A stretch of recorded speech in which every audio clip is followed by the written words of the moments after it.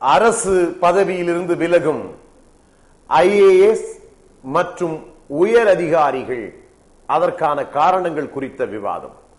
இன்றைய நிகழ்ச்சியிலே கலந்து கொண்டு நம்முடைய கருத்துக்களுக்கும் வினாக்களுக்கும் பதிலளிக்க வந்திருக்கிறார் முன்னாள் ஆட்சித் தலைவராக பதவியிலிருந்து ஓய்வு பெற்றவரும் முன்னாள் தமிழக தேர்தல் ஆணையராக இருந்து ஓய்வு பெற்றவரும் அதே போல பலமுறை நாடாளுமன்ற உறுப்பினராக அங்கம் வகித்து பணியாற்றியவருமான IAS அதிகாரி மலைச்சாமி IAS அவர்கள் இந்த நிகழ்ச்சியில் பங்கேற்றிருக்கிறார். ஐயா வணக்கம். அரசு பதவியிலிருந்து விலகும் IAS சமீப காலங்களில் இந்த பதவி கிடைக்காதா, அதன் மூலமாக மக்களுக்கு சிறப்பான பணிகளை செய்ய முடியாதா என்கிற ஒரு மிகப்பெரிய கனவுடன் இந்த பதவிக்கு வருகை தந்திருக்கிற இந்த இந்திய ஆட்சி பணியிலே இருக்கக்கூடியவர்கள் திடீரென்று எங்களுக்கு இந்த பதவியே வேண்டாம் என துச்சமென விடுத்து போகிற இந்த நிலைமை இன்றைக்கு இந்தியாவில் பல இடங்களில் நடைபெற்றுக் கொண்டிருக்கிறது. இதற்கான காரணங்கள் என்ன? அதாவது நான் IAS விட்டு அரசியலுக்கு ஒரு 10-12 வருஷம் ஆச்சு. நீங்க மறுபடியும் உன்னுடைய பழைய நினைவுகளை நினைத்து பாருங்கிறதுக்கு ஒரு வாய்ப்பு கொடுத்திருக்கீங்க. சரி, அந்த வகையில் எனக்கு மகிழ்ச்சி தான். இப்போ இந்த IAS, IPS, IRS அப்படின்னு சொல்லக்கூடிய ஆட்சி பணி இந்திய பணிகளில் பல அதிகாரிகள் நேரடியாக தேர்ந்தெடுக்கப்பட்டு அதுக்கப்புறம் ஓய்வு பெற வரைக்கும் பதவியில் இருக்கவங்க.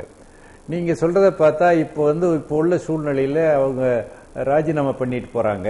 அப்படி பண்றதுக்கு பல காரணங்கள் இருக்கும் அப்படிங்கறத மாதிரி நீங்க சொல்றீங்க. இதுல உங்களுக்கு தெரியாது இல்ல, நீங்க நல்ல உரமான ஆளு பாஸ்கரன். அந்த காலத்துல இந்தியன் சிவில் சர்வீஸ் ICS, அதாவது ஆங்கிலேயர்கள் நம்மிடம் ஆளுகின்ற போது அங்கிருந்து ஆங்கில நாட்டில் உள்ள ICS படிக்க வச்சு அந்த பரீட்சையில தேர்ந்தவங்களை தான் இந்தியாவில் பணியேற்க வச்சாங்க. சரி, முதல்ல ஆங்கிலேயர்களே இங்க ஆண்டுகிட்டு இருந்தாங்க. அதாவது IAS பதவியில் இருந்தாங்க, ICS பதவியில் இருந்தாங்க. அப்புறம் நம்ம இந்தியர்களே அங்கே போய் எழுதி ICS ஆகவும் இருந்த இந்தியர்களும் உண்டு. அதன் பிறகு சுதந்திரம் கிடைத்த பிறகு அது Indian civil service, Indian administrative service, இந்திய ஆட்சி பணியானது சுதந்திரத்துக்கு பிறகு. அதே இதுல ICS எப்படி சொல்றீங்களோ அதே ஈக்குவல் கேடர்ல IAS. இந்த IAS நீங்க படிக்கிறீங்க, பட்டம் பெறுறீங்க, அது பெறுறீங்க. இதை ஒரு காம்படிட்டிவ் எக்ஸாம் சொல்லக்கூடிய ஒரு போட்டி பரீட்சை வச்சு அகில இந்திய ரீதியில எழுத வச்சு அதுல தூக்கா உயரமா வெற்றி பெற்றவங்களை மாத்திரம் எடுத்து மொத்தம் எத்தனை வேகன்சி இருக்கு, ஒரு வருஷத்துக்கு 100 வேகன்சி வருதுன்னா ஆல் இண்டியா லெவல்ல 100 பேர் எடுக்கிறதுனா எவ்வளவு கஷ்டம்னு பாருங்க. சரி, அப்போ சொல்ல மாதிரி சல்லடை போட்டு சலிச்சு அதுல இருந்து ஒரு IAS அதிகாரியா பரீட்சையில வெற்றி பெற்று ஆட்சி பணிக்கு வந்துட்டான் அப்படின்னு சொன்னா எல்லாம் ஊர் உலகத்துல என்னன்னா கெட்டிக்காரன் புத்திசாலி பரீட்சை எழுதி வந்திருக்கான் பாத்தியா. அதனால பரீட்சை எழுதின மட்டும் நேரடி இன்டர்வியூ எல்லாம் தாண்டி IAS.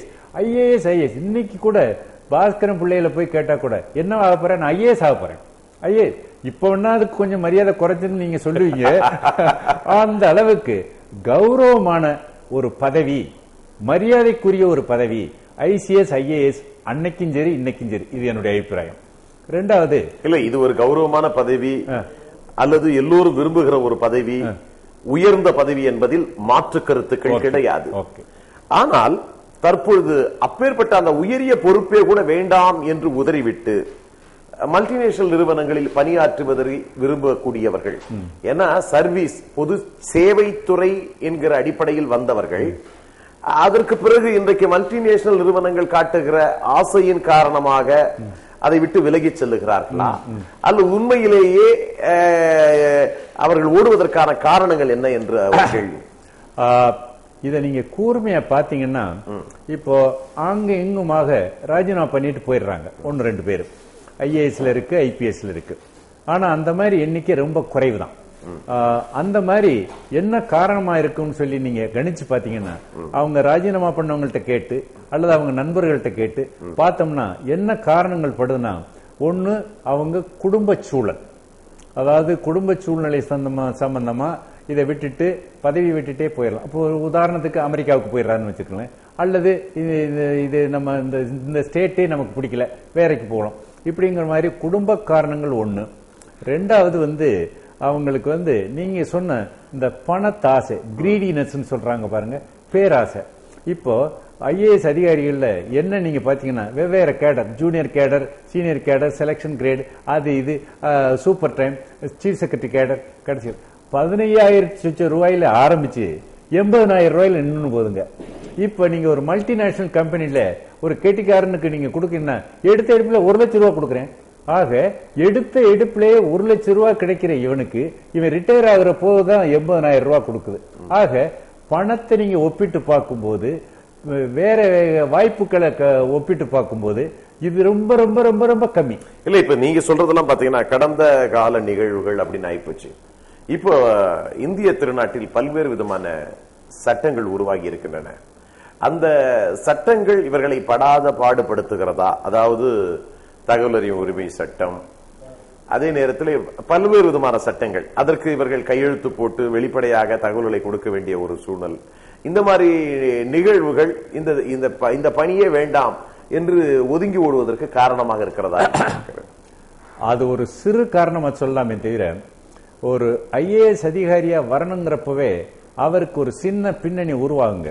இந்த அரசாங்கத்துல நீங்க ஒண்ணு பாத்தீங்கன்னா, இந்த ஐஏஎஸ்க்கு ட்ரைனிங்ல என்ன சொல்லுவாங்கன்னா, நீங்க என்னை பொறுத்துக்கிறீங்கன்னு நினைக்கிறேன், you must assume that you know everything.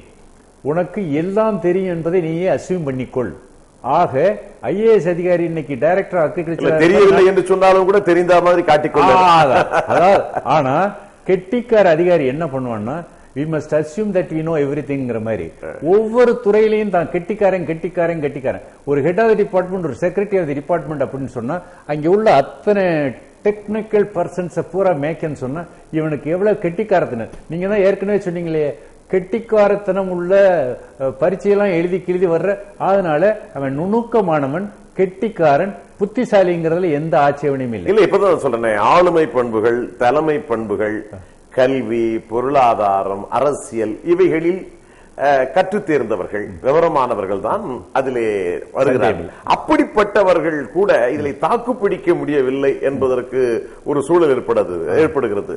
அதற்கு நிர்வாக சுமை என்ற ஒரு விஷயம் இருந்தாலும் கூட அரசியல்வாதிகளுடைய நிர்பந்தங்கள் ஒரு காரணமா அப்படின்ற மாதிரி அது இல்லைன்னு சொல்ல முடியாது. சமுதாயத்தில் பிரஷர் வருது, தான் எந்த கட்சியில இருக்கமோ அங்கிருந்து பிரஷர் வருது, எங்க ஆளுகின்ற ஆட்சி இருக்கோ அங்கே உள்ள அமைச்சர்கள் அதுல உள்ளவங்கள்ட்ட வருது. ஆக இந்த பிரஷர் அழுத்தம்ங்கிறது தவிர்க்க முடியாது. அதாவது மன அழுத்தம் எல்லோருக்குமே இருக்கும். ஆனா அதை தாக்கு பிடிக்க இத்தனை பயிற்சி, ஆளுமை பயிற்சி, தலைமை பண்புகள் இருந்தாலும் கூட அதை விட்டு போகக்கூடிய அளவுக்கு சூழ்நிலை உருவாகி விடுகிறது. அதாவது என்னை பொறுத்தவரையில இண்டிவிஜுவல் பர்சனாலிட்டின்னு ஒண்ணு சொல்லுவீங்க. இப்ப பாஸ்கரனுக்கு ஒண்ணு இருக்கு, தரணிக்கு ஒண்ணு இருக்கு, எனக்கு ஒண்ணு இருக்கு. அவங்களுக்குள்ள பிரச்சனையில எப்படி வெளியே வர்றாங்கன்னு அவங்கள தனிப்பட்ட பர்சனாலிட்டின்னு சொல்லக்கூடிய தனிப்பண்பு. அந்த பண்புல ஒரு அதிகாரி ஒரு ஐஏஎஸ் வர்றான், இத்தனை வயசுல இறங்குறான், இத்தனை வயசுல ரிட்டையர் ஆகுது, இன்னென்ன டிபார்ட்மெண்ட்டை பார்க்கணும், இவ்வளவு இருக்கு அப்படிங்கிற ஒரு வாய்ப்பை அவன் முன்கூட்டியே எல்லாரும் தெரிஞ்சு அதுக்கு தயாராகி வர்றான்னு சொன்னா, அதுல வர்ற விளைவுகள் இருக்குல்ல. இப்போ சமுதாயத்துல பிரஷர் வருதுன்னு சொல்றீங்க, அரசியல்வாதிகள்கிட்ட பிரஷர் வருங்கிறீங்க, அதிகாரிகள்கிட்ட பிரஷர் வருதுங்கிறீங்க. இவங்களை தாக்கு பிடிக்கிற சக்தி இல்லைன்னு சொன்னா அவன் சரியான அதிகாரி இல்லைங்கிறது என்னுடைய அபிப்பிராயம். இப்போ இல்ல உங்களுக்கு அது மாதிரி பல்வேறு விதமான பிரச்சனைகள் வந்தது, வரும். ஆக என்னை பொறுத்தவரையில அடிப்படையில என்ன வேணும்னா, நேர்மையானவன், நியாயமானவன், ஒழுக்கமானவன், இந்த 3 திறமை இருந்துச்சுன்னு சொன்னா எவனும் என்ன பண்ண முடியாது. ஆனா இப்போ சமீப காலங்களில் அரசியல்வாதிகளுடைய தவறான போக்குகளாலே சிறை செல்லக்கூடிய ஒரு சூழ்நிலை கூட ஐஏஎஸ் அதிகாரிகளுக்கு நேருகிறது. அதாவது இப்போ நல்லா கேட்டீங்க, இப்போ அரசியல்ல உள்ள அதிகாரிகள் இருக்காங்க, அரசியல்ல உள்ள அமைச்சர், அப்படிப்பட்ட அவங்கள்ட்ட வேலை செய்ய வேண்டிய ஐஏஎஸ் அதிகாரிகள். நீங்க விவரத்தை சொல்றது மட்டும் இல்ல, அந்த அமைச்சருக்கு அட்வைஸ் பண்றவர் நீங்க தான். சரி, அப்படிப்பட்ட நிலையில ஒன்னு செய்யக்கூடாத ஒன்னு செய்ய சொல்றாருன்னு வச்சுக்கிறீங்க. அப்படிப்பட்ட நிலையில சார் இதை மன்னிக்கணும், இது செய்ய முடியாது, இதுல சிக்கல் இருக்கு, அப்படி வரும் இப்படி வரும் அப்படிங்கிற இந்த விவரத்தை எல்லாம் சொல்ற விதத்துல சொல்றோம். அதுலதான் பல பேர் ஏமாந்துறாங்க. டிட் ஃபார் டேட் அப்படிங்க இல்லாம நீங்க மாட்டிக்கிறீங்க வச்சுக்கிறேன். இப்போ நான் 5 வருஷம் எங்க அம்மாட்ட ஹோம் செக்ரட்டரியா இருந்தேன், உள்துறை செயலாளரா. உள்துறை செயலாளருங்கிற பதவியை பத்தி நான் விளம்பரப்படுத்த வேண்டியது. அதுல எத்தனை சிக்கல் வரும், சிரமம் வரும். அம்மாட்ட நல்ல நேரம் பார்த்து சொல்ற விதமா சொல்லி அதை புரிய வைக்கிற விதமா புரிய வச்சுட்டோம். ஓகே அப்படி. அப்ப 5 வருஷம் ஒரே போஸ்ட்ல. அப்போ அந்த நேரத்துல இன்றைய தமிழக முதலமைச்சர் உங்களுக்கு தலைவலி, நெருக்கடிகள், மன அழுத்தம் அதெல்லாம் ஏதாவது கொடுத்தாங்களா? அதாவது என்னுடைய பண்பாடு, நான் என்னை பெருமைப்படுத்திக்கிறதுக்கு இல்ல, நான் அரசியல்வாதிகள் சொல்றாங்கிறதுக்காக அசர்றது கிடையாதுங்க. சரியானதை சொல்லுவேன், தயவு செய்து கேட்கணும், சொல்ற விதத்துல நாசுக்கா நங்குசகுது. அதை மீறி மாறுதா மாத்திக்க, எங்க போனாலும் சந்தமடம். நீங்க உங்க தரப்பு சொல்லிட்டீங்க. இப்ப காங்கிரஸ் கட்சியில இருந்து சட்டமன்ற உறுப்பினர் முனைவர் வழக்கறிஞர் விஜயதரணி அவர்கள் நிகழ்ச்சியிலே பங்கேற்க வந்திருக்கிறார். பொதுவா அவர்கள் நீண்ட காலம் ஆண்ட கட்சி.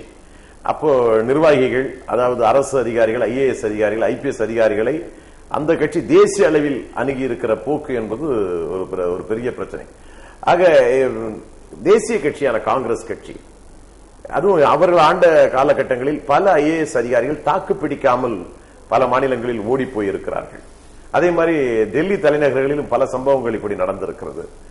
இப்போ காங்கிரஸ் கட்சி இப்படி இந்த மாதிரியான நிர்வாகிகளை தட்டி கொடுத்து அவர்கள் தலைமை பண்புகளை ஊக்குவித்து அவருடைய ஆளுமையை பயன்படுத்தி கொண்டு மக்களுக்கு சேவை செய்ய தூண்டி இருக்கிறதா, அல்லது உங்களுடைய காங்கிரஸ் கட்சியினுடைய தலைமை அழுத்தங்களை கொடுத்து அவர்களை ஓடி போகக்கூடிய அளவுக்கு சூழ்நிலையை உருவாக்கி இருக்கிறதா என்று கேட்கிறேன். நீங்க பொதுவா, அதாவது